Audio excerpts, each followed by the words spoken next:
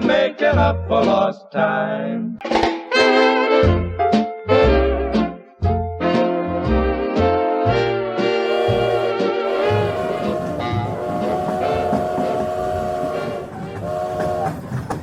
Okay, on the count of 3, jump. Now listen carefully. We're not gonna jump. This is a terrible idea. Come on, you're wasting time. You've only got to the count of 2 now. We're not gonna jump off a moving train. It's your only option unless you want to get arrested. It's perfectly safe. Now come on. 3, 2, 1, jump! Geronimo! Stella! I can't believe it. She jumped.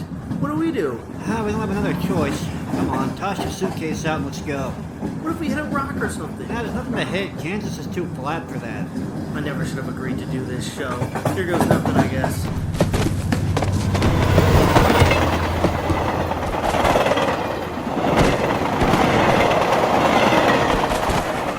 Ugh, did we die? No, but your suitcase hit me on the head. What's in that thing anyway? A couple of dozen bottles of Diet Dr. Fizz. Well, I guess I'm just lucky they weren't cans. Not bad for our first time hopping a train. Where's Stella? Yeah, a couple 100 yards that way. She's walking over here now. I'm gonna be honest, Jake. She's not my favorite press agent. Yeah, well, I'm not particularly fond of her at this moment.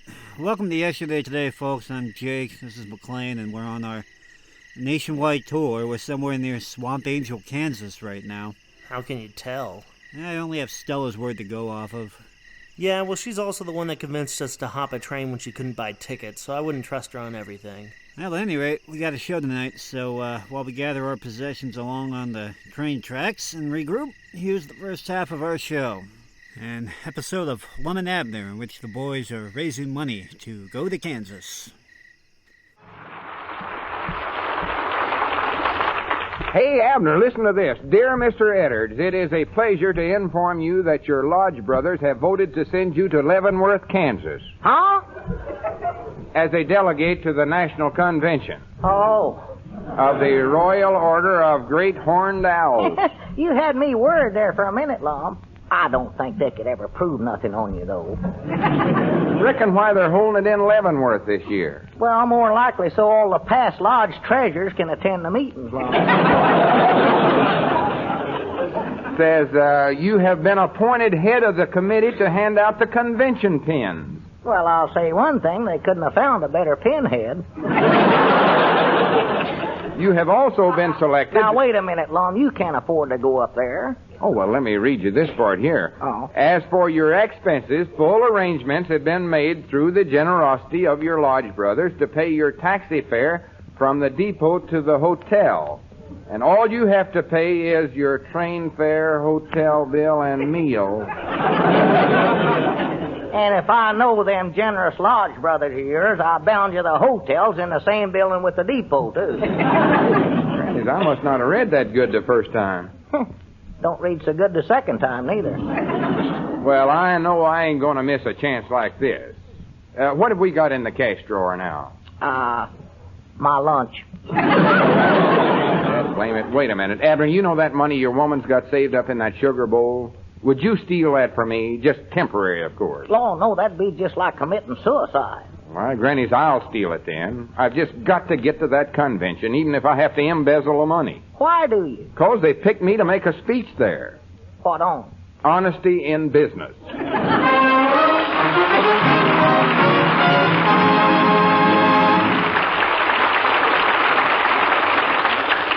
America's #1 refrigerator is Frigidaire. Yes, any way you look at it, America's #1 refrigerator is Frigidaire. #1 in popularity. For more Frigidaire refrigerators serve in more American homes than any other make. Yes, more than 10 million refrigerating units have been built and sold by Frigidaire. Frigidaire is #1 in thrilling new advantages, as you can see for yourself at any Frigidaire dealers. And #1 in dependability. For Frigidaire refrigerators are made only by General Motors. And this association of experience with experience, of skill with skill, is your guarantee of lasting satisfaction. So when it comes to a new refrigerator for your home, remember this. The first name you think of is the right one to buy. Frigidaire, America's #1 refrigerator.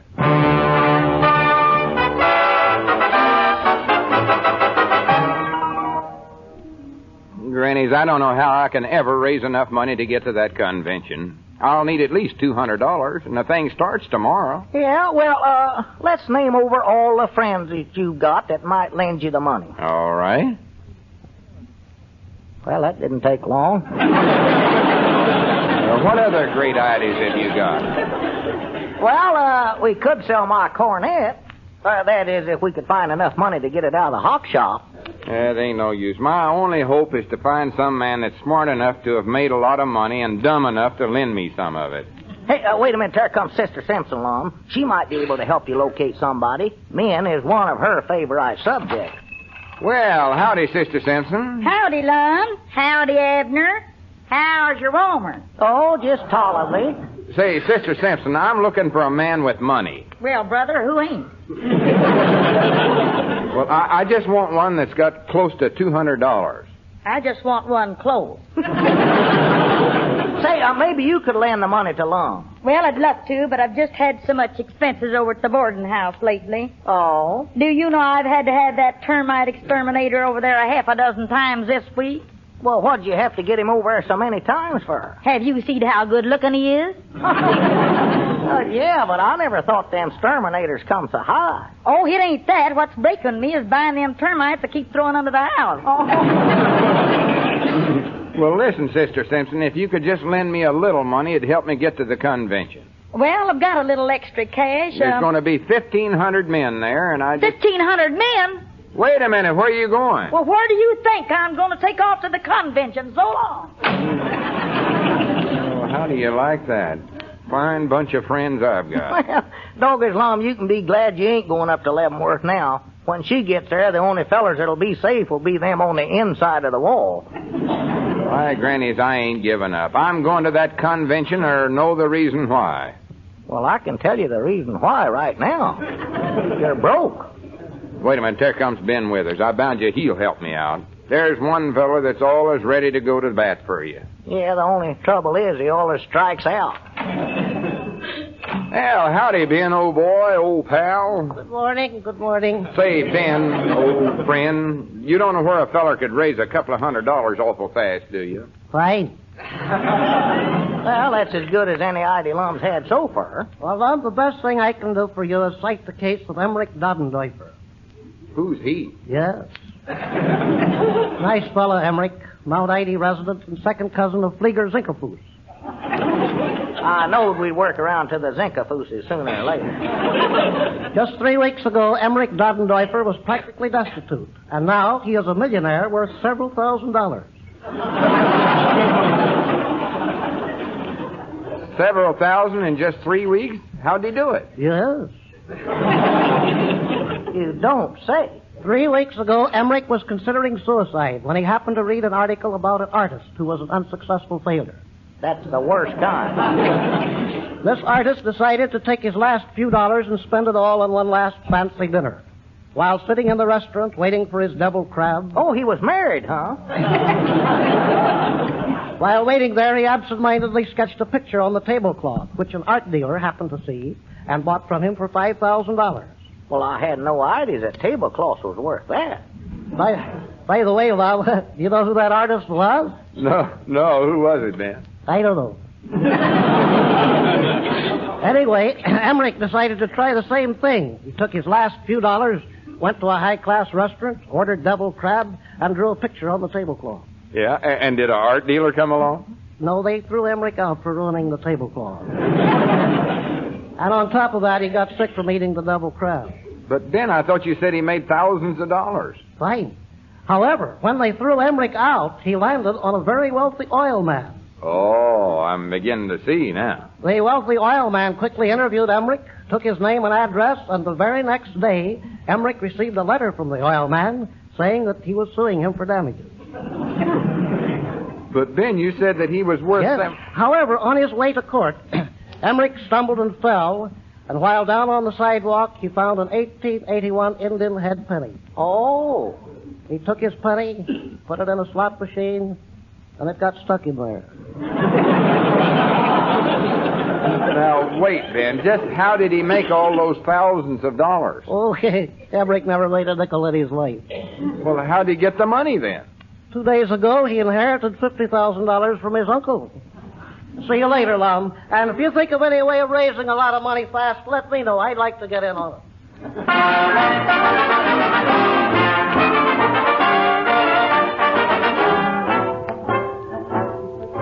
Lum, you ain't never gonna raise that money tramping around over town this away, barring a little dab here and a little dab there. Well, I've got $50 already. Yeah, and lost 60 friends doing it. Lum, I'm going back to the store where I can be poor and popular. No, wait. We're going in the lunchroom here and hit up Luke Spears. Yeah, he'll hit you right back, too. Now, come on. No, sir, that ornery little critter will throw us right out of there, Lum. Oh, he ain't as bad as all that. He just puts that on. Hiding under that rough exterior is a heart of gold. Well, I know he's hiding his gold summers. But he ain't putting none of it out, I know that. I'll see you back at the store, Lum. All right, traitor. Well, howdy, Luke, old boy, old pal. Huh?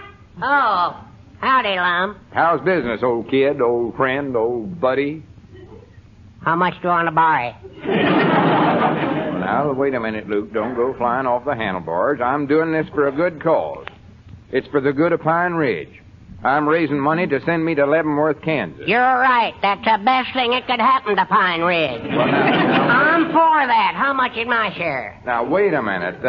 The National Horned Owl Convention is going to be there this week, and I thought as long as you're a lodge brother, and, well, it seems to me that we all want Pine Ridge to be well represented there, and... Oh, great jumping Jehoshaphat. Here comes that Birdie Finn.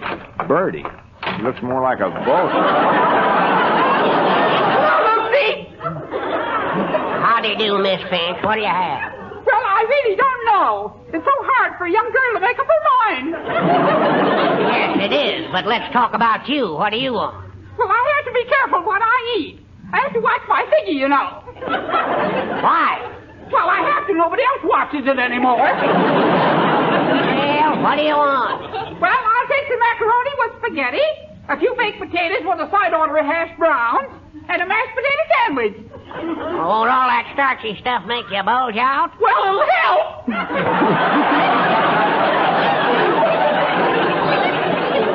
All right. It'll take me a few minutes to fix all that up. Well, I'll wait for you. Now, what was you saying, Lum? Well, it seems to me it'd be a nice feather in Pine Ridge's cap if we had a good delegate to... Lucy, don't put in any salt. I ain't. This is arsenic. My doctor told me to give up salt. Or was it sugar? Or maybe it was pepper. Come to think of it, all he said was, Miss Finch, why don't you give up? Well, the doctor knows best. Now, what was you saying, Lum? Well, I figured it'd be worth a lot to our lodge members to send... Lucy! What? You're the sweetest thing today. Go ahead, put in the salt. Put in everything. I want to live. I want to live! Shut up, then.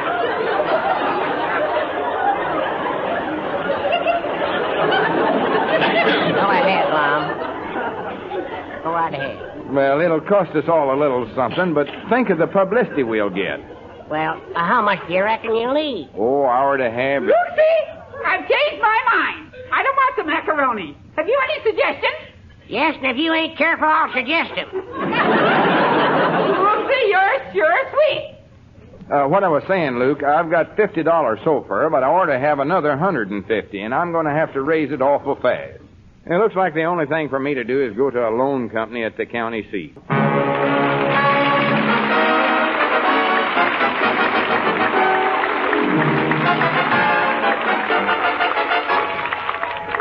Hi, Doggies Lum. This is the silliest one thing you did so far. Driving clean up here to the county seat to borrow money from the loan company. Well, I tried every other way to raise the dough and just kept losing ground. Well, what did you have to drag me along for? Of course, in order to get a loan, I have to have a cosigner. Well, I ain't got one, honest. You are the cosigner. I am? Well, good for me. Guess what is that? That's the feller they chase in case they can't catch the fellow that borrowed the money. Come on, let's go in. No, now, wait a minute now, Lum. There's nothing to be afeard of. Just look at the name of the place. The Golden Fleece Finance Corporation. Friendly, confidential credit with no embarrassing questions and nothing to pay except the payment. That's nice. Come on. Well. Come right in, neighbors. I'm mighty happy to see you. Yes, sir. Shake hands, dear friend. How do you do? And is this a friend of yours here? I thought you said no embarrassing questions. Well, now, let's just sit down here in these big, comfortable, friendly chairs and talk over this little old loan in a neighborly way. Hey, neighbor? Well, sir, I'd like to get 200 little old neighborly dollars. How long can I have to repay it back? Well, I'll tell you, old friend, I can let you have $200 for a month, old boy. What would a month-old boy want with $200? Yeah, I want this for myself. All right, neighbor, we'll just fix you right up. Fill out this little old friendly questionnaire here. Now, where's my friendly fountain pen? Say, wait a minute. Ain't you just plain Bill, that used car dealer? Well, yes. Oh, sure, I remember you. I sold you a car. Was that what that was? Well, sir, I had to get out of that racket. The bottom was starting to fall out. I know. It was starting to fall out of the one you sold us. Now then, name and address? Lum Edwards, Pine Ridge. All right. Race? What do you have to do, race you for the money? Oh, no, but it's a company policy not to lend money to anyone who can outrun our collectors. Oh. Well, you got an awful good rest in Lum, man. At the last Elks picnic, he was entered in the sack race. How'd he come out? Sack outran him. It's not. It just happened to be a strong wind that day. Well, let's see here. Current salary? Sometimes, yes. What was the most money you made during any week last year? $25. What were you engaged in at the time? Unemployment.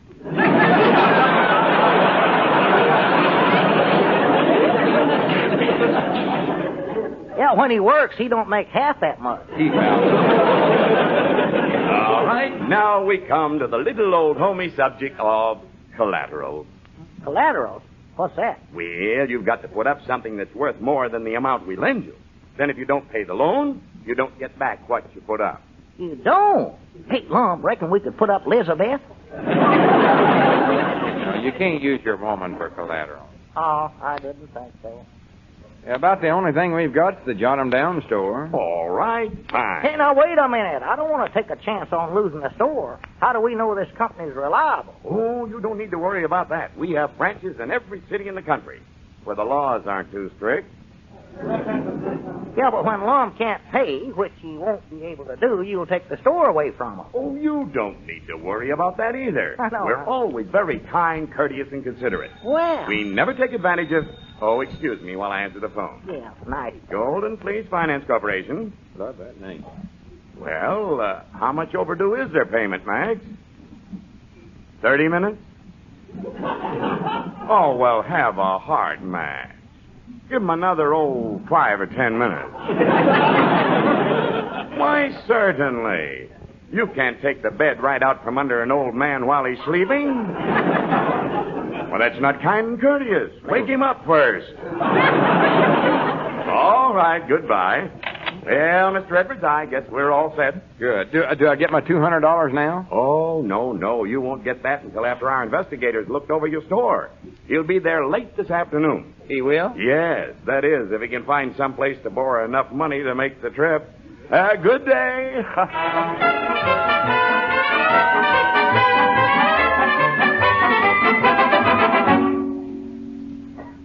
Oh, my goodness, there's a car stopping out in front. Huh? That must be the investigator from the finance company. Yeah, that's him. Abner, did you tell everybody to come in the store and pretend they're giving us big orders? Yeah, well, I tried to get a lot of them, but all I could get was Ben and Luke. Well, in that case, you'd better be a customer, too. Me? Why, Lum, I wouldn't trade in a dump like this. Well, just swallow your pride long enough to help me out, please. Oh, If we don't make this store look rich and prosperous, I won't get that loan. And if I don't get the loan, I won't get to go to Leavenworth to the convention. well, ain't that a shame? Now, here comes the investigator. You sneak out the back way and then come in the front and make off like you're a rich customer. Go on. All right, but don't you go raising the prices on me. Well, what do you care? You get half the profit. Oh, yeah, well, raise them up then. Well, how do you do, sir? I reckon you're the investigator. Why, yes, you're right. How did you know? Well, I've been expecting you. Natural. Oh. Well, in that case, we might as well get right down to business. I guess the first thing to do is start going over your books. Yeah, all right. I doubt if you can understand them, though. No, I never can. Oh, excuse me. There comes one of my rich customers, of which I have numerous numbers of. Howdy do you do, Mr. Edders, wealthy storekeeper?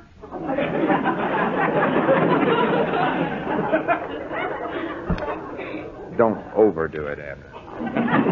Yes, sir. What can I do for you today, Mr. Beacon Van Storage?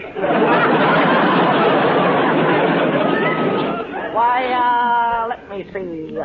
I believe I'd like a couple of mouse traps.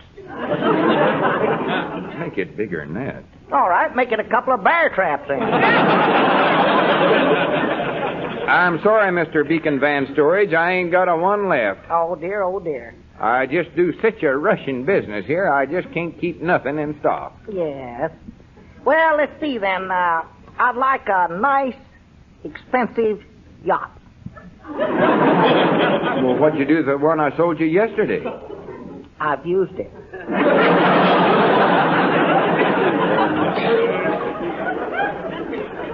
Sure, what's the matter with me? Say, if you can change some $1,000 bills for me, why, I'll run across the street and buy one from somebody else. Well, I could change them, but I just hate to take the time to dig through them barrels of money to find the right change. Did I understand you to say barrels of money? Yeah, you know how it is. You miss going to the bank one day and the stuff stacks up on you. Well, your books don't seem to show that much business. Oh, well, I do so much business here, I don't have time to put half of it down in the book. Oh, how do you do, Mr. Withers? Fine. What can I do for you today? I want 200 cans of beans, 900 pounds of sugar, 30 sacks of flour, 800 packages of Big Newton. My, your order's a little light today, Mr. Withers. 500 sacks of cornstarch, 2,000 crooked neck squashes, one yacht. I used the yacht then. Excuse me. Mr. Edwards, do you actually do this kind of business every day? Oh, this is a slack day around here. 300 pairs of men's slacks. Howdy, Lum. I want 3,000 yards of green olives and... Luke, I wonder if you could come back tomorrow. What's the matter? Didn't the investigator show up?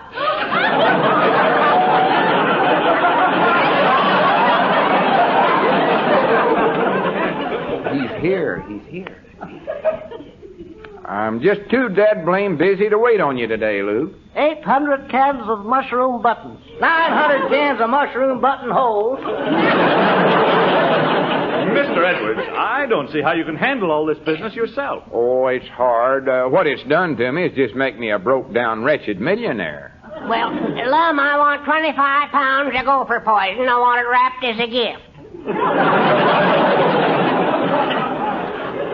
As a gift? Yeah, look who's coming in. Oh. I've got good news for you. Miss Finch, I'm terrible busy right now. Well, Mr. Greckner called back and said he made a mistake. Your horse ran in the 5th race all right, but he didn't come in last. He never? No, he come in first. Huh? In the 6th race. Well, it don't matter no ways. I don't know what to do with all the money I've got now. Well, Mr. Edwards, I hate to interrupt you when you're so busy, but... Oh, that's perfect, all right. I guess you saw enough by now to make a report on me to your office. Yes, indeed. I've seen plenty. And I'll report it right away. Well, good. Now, how soon can I get the loan? The loan? Yeah. You're the investigator from the finance company, ain't you? No, I'm the investigator from the Bureau of Internal Revenue. And your failure to report all this income will undoubtedly win you a free trip to Leavenworth. free trip to Leavenworth? Doggies Lum, now you get to make that speech on honesty in business after all.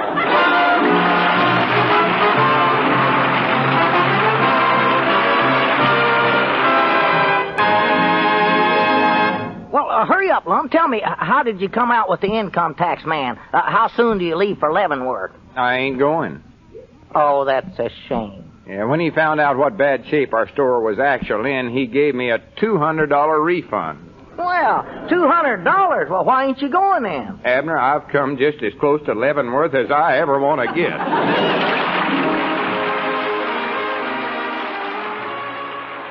new Lum and Abner show is brought to you each week with the best wishes of your Frigidaire dealer. This is Wendell Niles speaking. Here's something to remember about the new Frigidaire refrigerators. They're made to fit. Made to fit your kitchen. Made to fit your needs. Because, you see, Frigidaire offers you a wide variety of refrigerator types and sizes.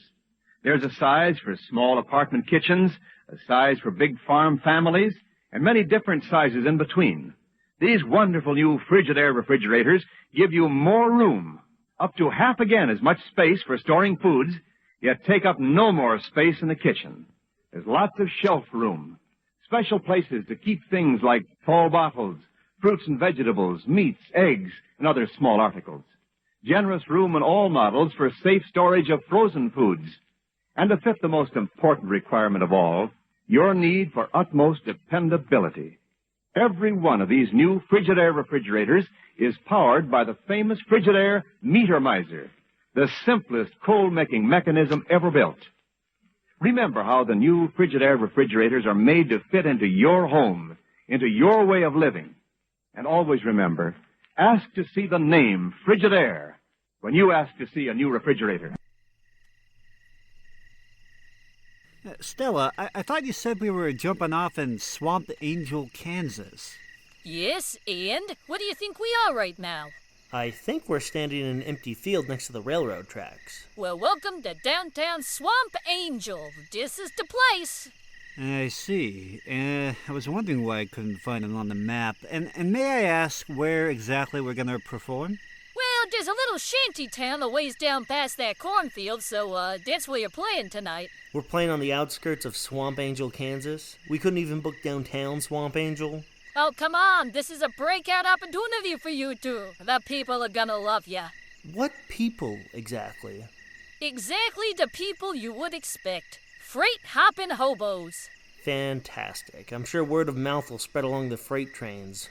Well, hold on. You mean we're going to be performing in front of honest-to-goodness hobos? Like handkerchief bindle-stick-carrying, can-of-bean-cooking, pie-stealing hobos? Hey, I can't speak to their dietary habits, but sure.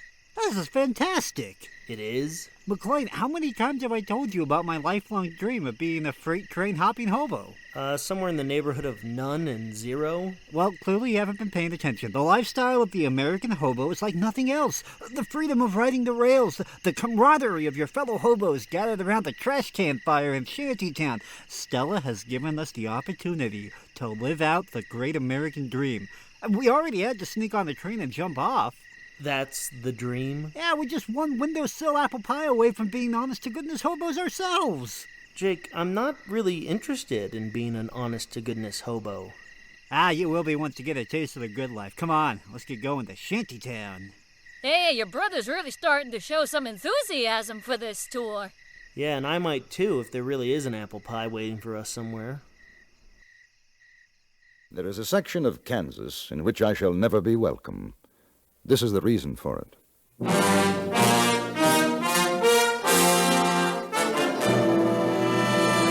Frontier Gentlemen.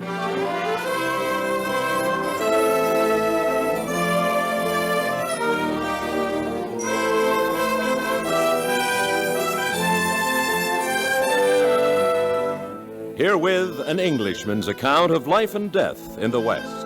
As a reporter for the London Times, he writes his colorful and unusual stories. But as a man with a gun, he lives and becomes a part of the violent years in the new territories. Now, starring John Daner, this is the story of J.B. Kendall, Frontier Gentlemen.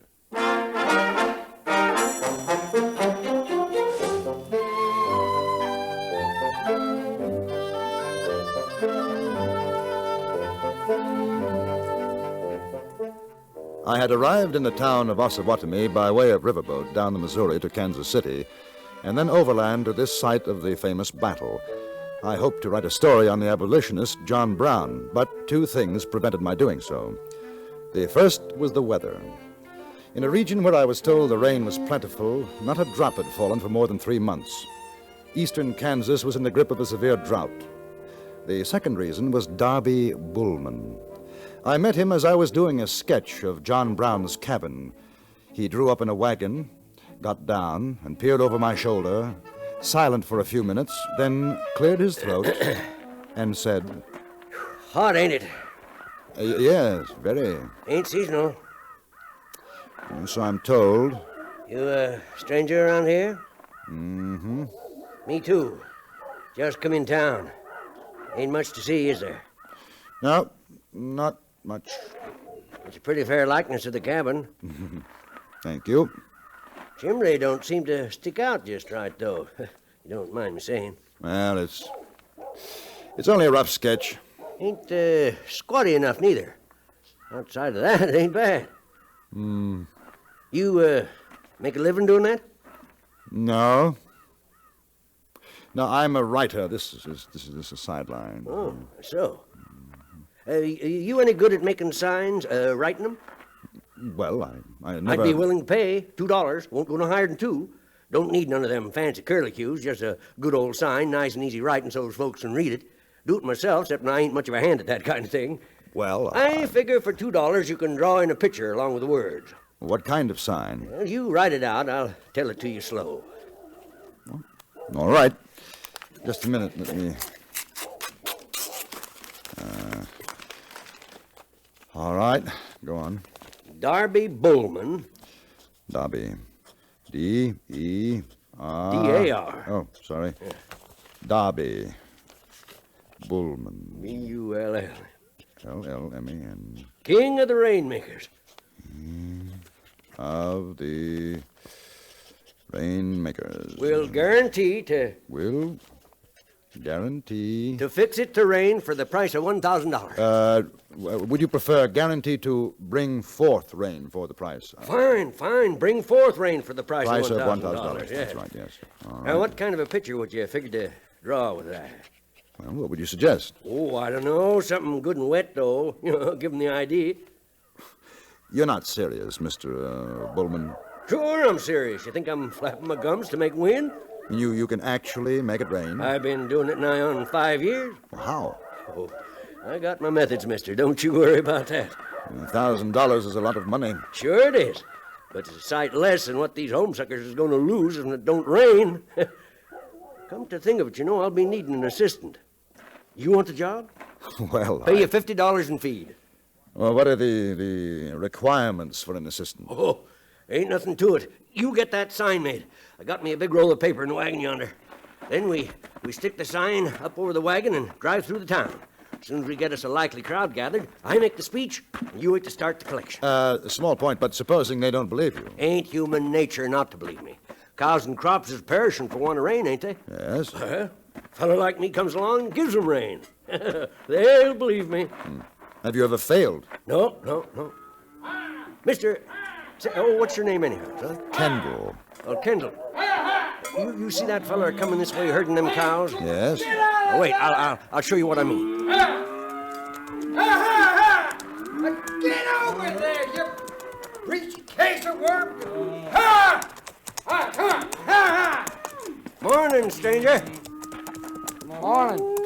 Them cows of yours kind of scrawny, ain't they? They sure are, mister. Unless we get some rain mighty soon, ain't gonna be no better than rawhide. And I guess your troubles is over, stranger. That so? Yeah, you're talking to Darby Bullman, king of the Rainmakers. This is my assistant, Slim Kendall. That so? Yes, sir. If you want a good big rain, you come on down to town at 5 o'clock. Tell your friends. I got the makings for the wettest rain you ever see. Bring it right down from the clouds. Ain't no clouds. Not right yet, there ain't. But that's what I aim to scare up. Hey, you be willing to pay maybe $50 for an inch of water in your fields? Mister, you do that, I'd be willing to pay $100. I ain't a greedy man. Like I say, my wagon will be in the middle of the town 5 o'clock. You tell your friends. I surely will, mister. sir. I surely will. Ha! Get out of Yeah. See the way it is, Kendall? I get me 20 fellers like that, pay $50 apiece. I get me 1,000. But how can you guarantee that, I mean, what do they do if you can't produce the rain? Didn't you hear me get through telling him? It'll be the easiest $50 you ever made, Kendall. Now, you get going on that sign. I got to start mixing up the makings. Now, this here's going to be the wettest county in Kansas. Come tomorrow.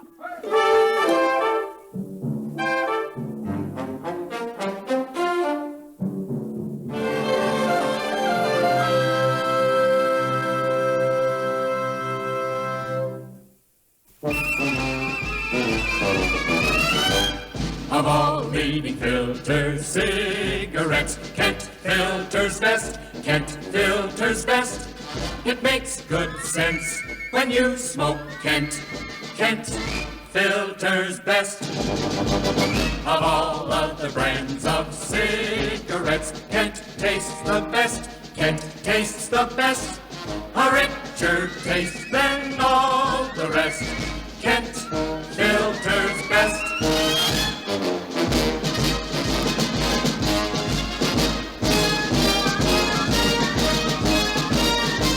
It makes good sense when you smoke Kent. Of all leading filter cigarettes, Kent filters best.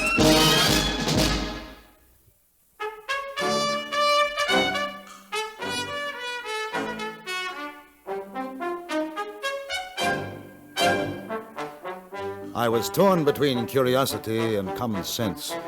The one counseled me to stay with Darby Bullman, to act in whatever assistant capacity he saw fit, and the other warned me to put as much distance as I could between the Rainmaker and myself. So, common sense lost. I'm a newspaper correspondent, and there was something about the fat little man that intrigued me. So I made the sign, complete with the soaking wet landscape as a background. Bullman was immensely pleased. At exactly 5 o'clock, we drove the wagon into town and drew up outside the sheriff's office. As for my instructions, I began beating on a large saucepan with a heavy iron spoon. A small crowd began to gather. Gather round, folks. Come in real close. That's enough, Slim. All right, gather round so they don't have to strain my vitals. That's just fine, just fine. Now I guess you can all read so you know what that there sign says. We see what it says. We ain't so sure what it means, though. It means what it says, mister. I'm here to bring you rain. And when I say rain, I don't mean no tittle and spit. I mean a goose grounder, a regular gully washer. I mean to make it wet enough to bog a snipe. That's what he told me. That's what he said this morning. Let me through here. Let me through. Sure.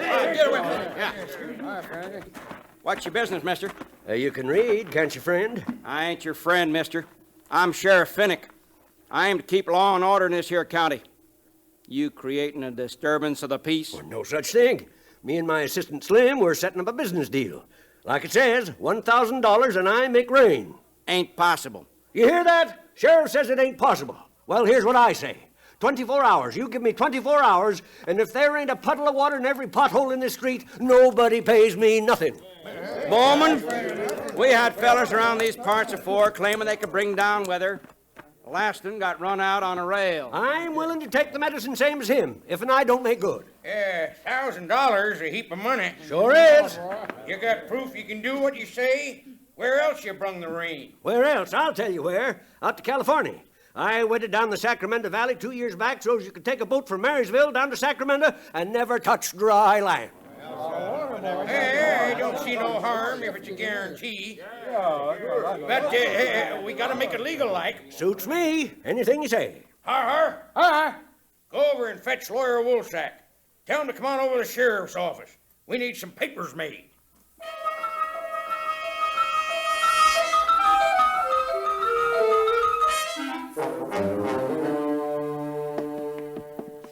Now, I got it written up clear and understanding. Now, wait, just read it, will you? Well, consideration of the mutual covenants herein contained, the parties hereto have agreed and do agree as follows. Wherefore and whereas. You can get over the wherefores and whereases, Collie. What do it say? In brief, a corporation in this town agrees to sell shares and to utilize such monies collected to pay Darby Bullman the sum of $1,000 upon delivery within 24 hours of 1 inch of natural waters. One half of the sum to be paid on signature of this document, and the other half to be paid when the task is completed. If rain is not forthcoming within the stipulated time, all money shall be returned by the party of the first part, etc., etc. Well, now that sounds mighty fine. What do you say, Slim? Clear and concise. Now, what ain't in the papers is what I'm telling you, Bowman. Now, if this here's some kind of gouging, you and your pal ain't gonna be in no condition to try it no more. You remember that. I ain't got time to worry about that, Sheriff. Let's sign them papers. I got a mess of work to do. Yeah. Sign right here. That's my mark. Well, now, ain't that something? All that there big talk, he can't even write his name. His mark is perfectly legal, Sheriff. Now, you, sir. Right you are. J. B. Canoodley. Kendall. That's right. Excellent. Now, I shall sign for the corporation. Collier Woolsack. Let me through. Make way. Oh, we got troubles, boys. Sounds like Mrs. Cunningham. What is this I hear, Collier Woolsack? Sheriff Finnick? Business affair, dear lady. Nothing to worry Don't about. mealy mouth, Mr. Woolsack. There's devil's work afoot. Oh, now, Mrs. Cunningham. I forbid it. Don't see how you rightly can forbid anything, ma'am. I got a contract here all signed legal-like. It's the devil's work.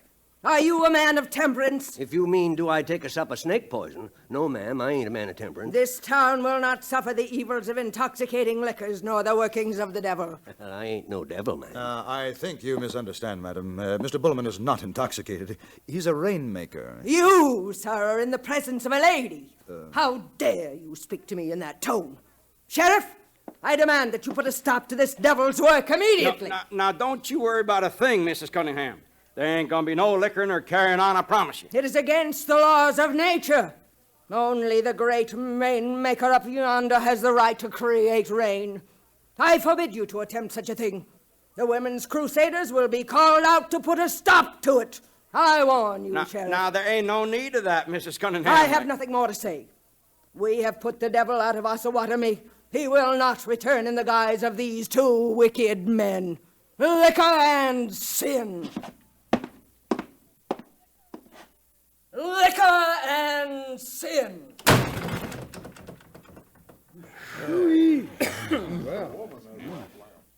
Somebody's wife? Not no more, Kendall.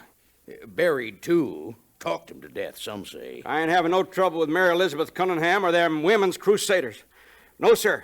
You boys better get out of town. We got a legal signed paper. Ain't that so, Slim? Definitely so. Well, there's no backing out of it, Sheriff. Less than you want to pay the $1,000 by default. Just 24 hours is all I need, fellers. Maybe less. Then you'll have your reign. And that old female buzzard won't have nothing to say. Mister, you listen here to what I'm telling you. If you don't come through with that rain, I'll turn you both over to the women's crusaders. And what they'll do to you will make a lynching party seem like an evening social. You got 24 hours.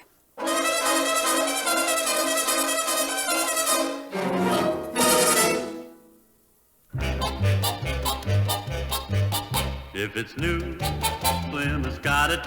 Got it. The 59 Plymouth's got it if it's new. If it's new, if it's new. The 59 Plymouth is at your Plymouth dealers now.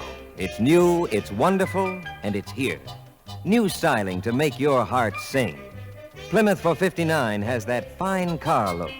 New Fury models at new lower prices. New swivel seats, swing you in when you enter, swing you out when you leave. New push-button heater, world's simplest temperature control. New Golden Commando V8, biggest engine in the low-price field. New Miramatic mirror, new automatic headlight dimmer, new sport deck, new everything.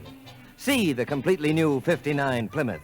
Drive the completely new 59 Plymouth at your Plymouth dealers now.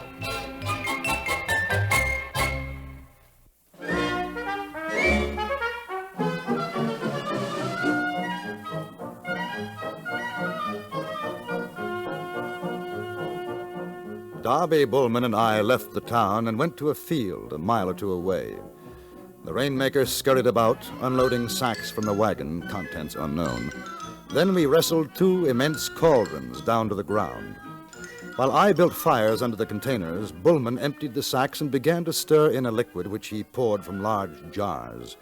A great cloud of dense smoke began to rise into the night, spreading, oily, black, and with it arose a most incredible stench. If nothing else, the heavens would weep at that alone. What is it? My own chemical invention. Ain't nothing else like it. I should hope not. There. That ought to do it. All we got to do now is to keep her good and hot and wait. Oh, she's rising just fine. Might get something sooner than I figured. Wind's right. Yes, sir. Shouldn't be too long.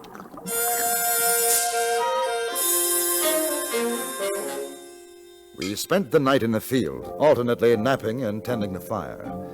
At dawn, there were only gray wisps rising from the cauldrons, and the sky was cloudless. Bullman whistled cheerfully as we loaded the wagon, then made our way back to the sheriff's office. Well, you don't seem particularly worried. Ain't no reason I should be. You neither. From that sky, I'd say there wasn't any rain within 100 miles. You'd say that, huh? Well, we got a few hours to go yet. Whoa! Whoa! Morning, boys. Oh, morning. Mighty dry start for a rainy day. Yes, that's a fact. Here you was making lots of smoke down the road away. Old Har, he said there was a powerful stink when he took the cows out this morning. Oh, so? Some of the fellers ain't feeling so happy waking up this morning not finding no rain. That's so. Oh, morning, Sheriff. Morning. Well, mighty nice of you to save me the trouble of coming out to get you. Is something wrong, Sheriff? You know doggone well something's wrong. Another hour, this town's gonna be beltering for your skins. Rain. Ain't gonna be no rain, you know it. 24 hours, like the paper says. Ain't but a mite after 9 now. We still got 9 hours to go. 6 o'clock this evening is finishing time. Well, I ain't taking no chances. Both of you's gonna be locked up. Why? Why? 'Cause I'm sworn up hold the peace, that's why. Folks around here's having a bad time with this dry spell. They're touchy enough to get mean. And that Mrs. Cunningham and her Crusader ladies, well, I don't want no trouble. You get in that cell and stay there. Yeah. Ain't worth fretting, Slim. She'll rain by and by. Inside. Wouldn't care to send in some breakfast, would you, Sheriff? I'll send out for some. Sheriff, there's going to be trouble. A bunch of men up the street. They saw Bullman and Kendall come into your office. They're talking about trickery. They're ugly, very ugly. I knew it. And my wife was at a meeting last night. The Crusaders. Mary Elizabeth Cunningham has got the women worked up. Mrs. Woolsock accused me of working with the devil. This sure must have been some town before that leaky-mouthed woman cleaned it up. Listen. They're coming. Now, look, a bargain's a bargain. We agreed 24 hours. Oh, you ain't sticking to that crazy talk, are you? You know there ain't gonna be no rain. If you're lucky, I can stop them from lynching you. Maybe just tarring and feathering will be enough for them. It's highly illegal, highly illegal. Weren't my idea. I think you'd better unlock the cell. No, sir. You stay right there. Ease off, boys! Now, it ain't no call to get excited. We aim to take them ornery skunks out and string them up. There ain't no rain, nothing but a lot of bad smell. My old woman's got the heaves on account of that stink. Yeah, turn them over to us, Sheriff. We'll take care of them. Fellas! I just heard it came over the telegraph. It's raining. Rain where? All over to Ottawa, down the line to Osage City, Lawrence, Topeka, Kansas City. It's raining. It ain't raining here. Our contract specifically calls for rain in Osawatomie. And unless the provisions of the contract are specifically... What was that? Well, it weren't my stomach, that's for sure. Hey, take a look out the window, boys. Where are them clouds coming in? Mr. Bullman, I'd say you are a very fortunate man. Ain't nothing fortunate about it. Purely scientific is all. Never fails. But between you and me, it might be a good idea if we got out of here.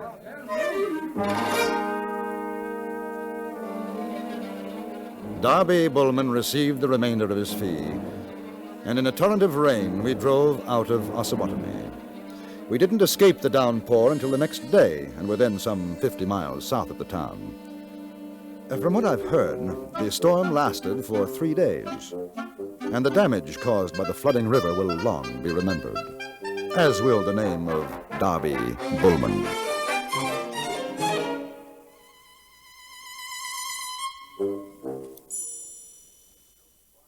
It's no surprise to anybody that the attractive and inexpensive new radios have proved popular. It's no surprise, that is, to anyone who listens to CBS radio. With so much in the way of music, comedy, drama, variety, and news coming your way every day on CBS radio, more than one radio around the house is more than a convenience. It's almost a necessity for anyone who has a daily routine. The man in the house wants to come home to an attractive home and an attractive wife. But household chores in themselves are rarely inspirational. The smart homemaker is one who refuses to let her regular responsibilities get her down. She gets her work done every day, but she gets her entertainment in, too. She has a radio in the kitchen as well as the living room. Chances are she has a portable radio as well to follow her from one task to another around the house. She knows why the inexpensive new radios are so popular.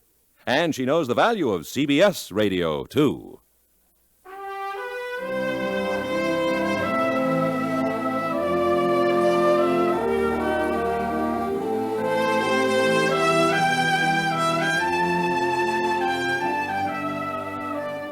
Frontier Gentleman was written, produced, and directed by Anthony Ellis and stars John Daner as J.P. Kendall. Featured in the cast were Joseph Kearns, Jack Crucian, Stacey Harris, Virginia Gregg, Charles Seal, and Jack Moyles.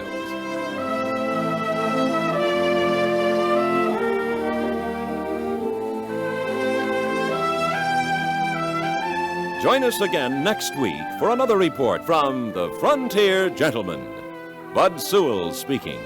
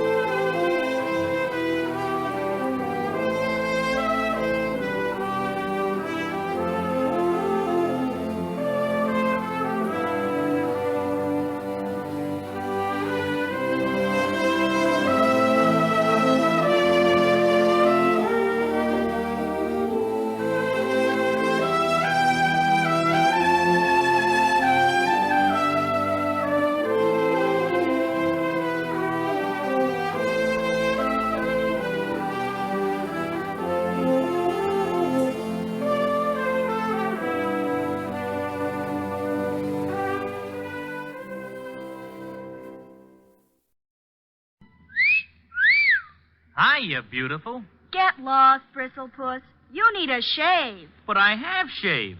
What else do you want me to do? Silly boy, she wants you to go Stag. Go Stag? But why? Because Stag is Rexall's exclusive line of men's good grooming aids, like Stag Brushless Shave Cream. No fuss, no massage, just smooth it on, and presto, you get a clean, close shave. Your face stays smooth and whiskerless all day long. I'll do it. I'll go Stag. That's it. Join the Stag line now at Rexall drugstores everywhere. Yes, to make girls care. Go Stag. And so I told the railroad conductor, sir, if you didn't want me to sleep on your train car, you shouldn't have made him so comfortable. Reminds me of another story. It seems a hobo was hiding in a cow car and fell asleep in the hay, and the cows started eating the hay, and they saw him and started mooing up a storm. So the hobo tells the cows, what are you yelling for? I didn't eat any. Hey, you guys been a great crowd. To show our appreciation, we got free Diet Dr. Fizz for everyone. You can come get them while you can. All right, have a good night, everybody. Hey, that was a good show, huh? Yeah, who would have thought that our best stop on the tour would be a shanty town outside of Swamp Angel, Kansas? Yeah, it just goes to show you the importance of the all-American hobo, McLean. Hey, you're telling me. They gave me a slice of windowsill pie. It's good, too. Just make sure to wash it down with Diet Dr. Fizz. We still haven't gotten rid of all of it. Great show tonight, boys. Great stuff. What did I tell you? You guys are hot stuff. Just wait till the next stop on the tour. They'll eat you up. You know, Stella, I'm finally starting to get a good feeling about this whole thing. You know, this stop in Swamp Angel, Kansas was just what we needed. Yeah, that's great, fellas. Happy to hear it. But you know what? We gotta get going. What do you mean? Hell, the 11 o'clock train is about to pass by, and if you want to make our next stop, we gotta be on it. Grab your suitcase and start running. You know, jumping on a train is a lot harder than jumping off. Well, it's all part of the hobo life, McLean. Grab the Diet Dr. Fizz and come on. Okay. If you want more Yesterday Today, visit KISU.org or wherever you get your bindle stick carrying, bean cooking, pie stealing podcasts. Come on, hurry up. The caboose is almost here. I'm coming.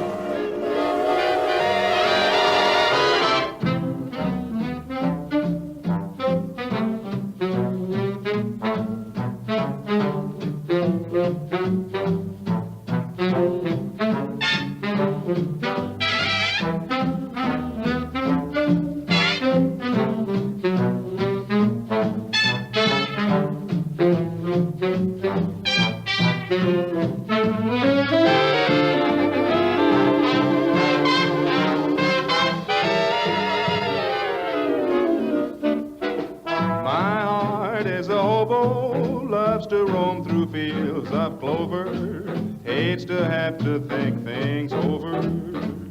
Though it's wrong, I string along.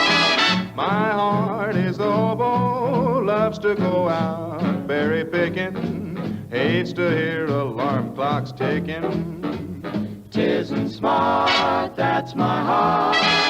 When hopes are out at the elbows and dreams are run down at the heel. My heart refuses to worry except about rods and reels. My heart is a hobo, loves to quote from Omar Khayyam, hates the stodgy guy that I am. Though it's strange, I just can't change my heart.